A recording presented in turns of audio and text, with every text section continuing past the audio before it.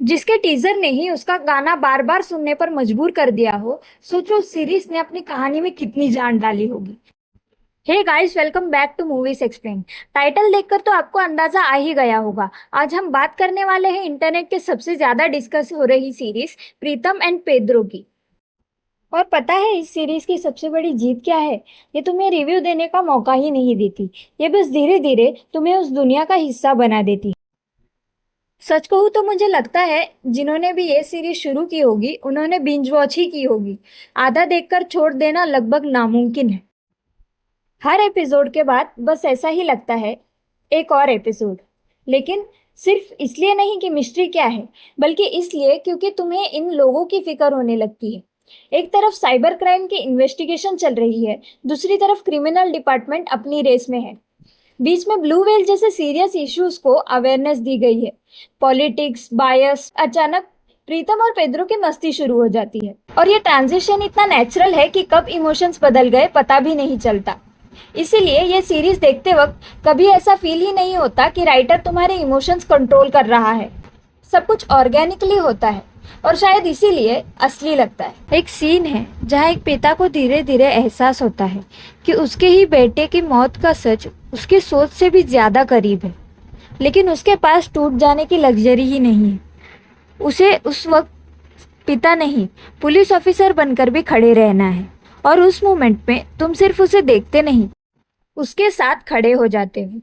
और वो पेद्रो के बेटे का बर्थडे वाला सीन, यार उस सीन ने मुझे अंदर तक तोड़ दिया। सोचो, एक पिता जो पहले ही अपने बेटा हमेशा के लिए खो चुका है।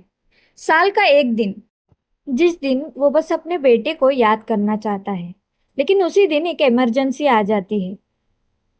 और वो जानता है अगर अभी नहीं गया तो शायद किसी और पिता को अपने बेटा खोना पड़ेगा। उसके पास दो चॉइसेस नहीं होती, बस दो दर्द होते हैं। जितना उस सीन में हमें पेद्रो समझ आ रहा था, उतनी ही उसके वाइफ के तर्क भी हम समझ पा रहे थे। और वही बात इस सीन को इतना सच बना देती है। और शायद इसे ही राइटिंग की असली ताकत कहते हैं। दत्तात्रेय ने क्रेडिट छीनते हुए देखकर जितना गुस्सा हमें आता है, उतना तो शायद पेद्रो को भी नहीं आया था। क्योंकि उस वक्त वो सिर्फ दत्तात्रेय का सीन नहीं रह जाता, वो हम सब की कहानी बन जाता है। कभी ऑफिस में, कभी स्कूल, कभी बिजनेस। मेहनत किसी और की होती है और क्रेडिट कोई और ले जाता है। इसीलिए वो सीन सिर्फ देखा नहीं जाता, महसूस होता है। और जब कोई राइटर एक कैरेक्टर की प्रॉब्लम को ऑडियंस की प्रॉब्लम बना दे, तब समझ लेना राइटिंग अपना काम कर चुकी है। और शायद इसीलिए ये सीरीज सिर्फ स्क्रीन तक सीमित नहीं रह जाती, ये स्क्रीन से बाहर निकलकर हमारी रियल लाइफ को टच कर जाती है। वैसे राजकुमार हिरानी की एक बात मुझे हमेशा पसंद आती है, वो कभी सिर्फ हीरो नहीं दिखाते, वो इंसान दिखाते हैं। इसीलिए उनकी कहानियों में सिर्फ रैंचो या मुन्ना भाई याद नहीं रहते, बल्कि सर्किट और वायरस भी रहते हैं। हर कैरेक्टर अपनी एक अलग पहचान छोड़ जाता है। वही फीलिंग मुझे प्रीतम एंड पेद्रो देखते वक्त भी आई।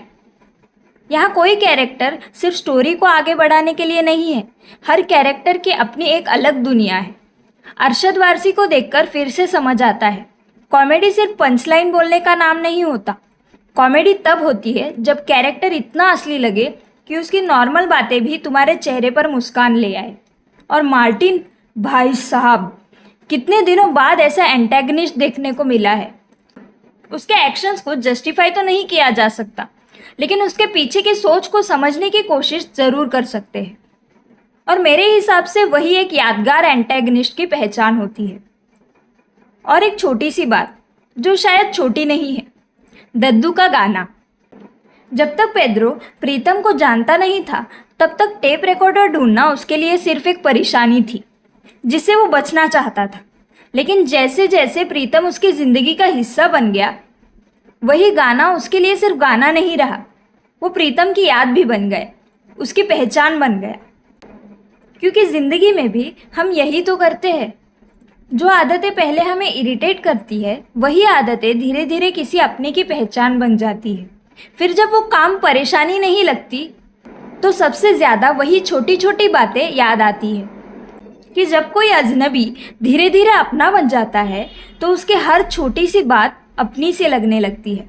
और शायद यही तो ज़िंदगी है, हम अपने लोगों के लिए मुश्किलें नहीं गिनते, हम बस उनके साथ चलना शुरू कर देते हैं।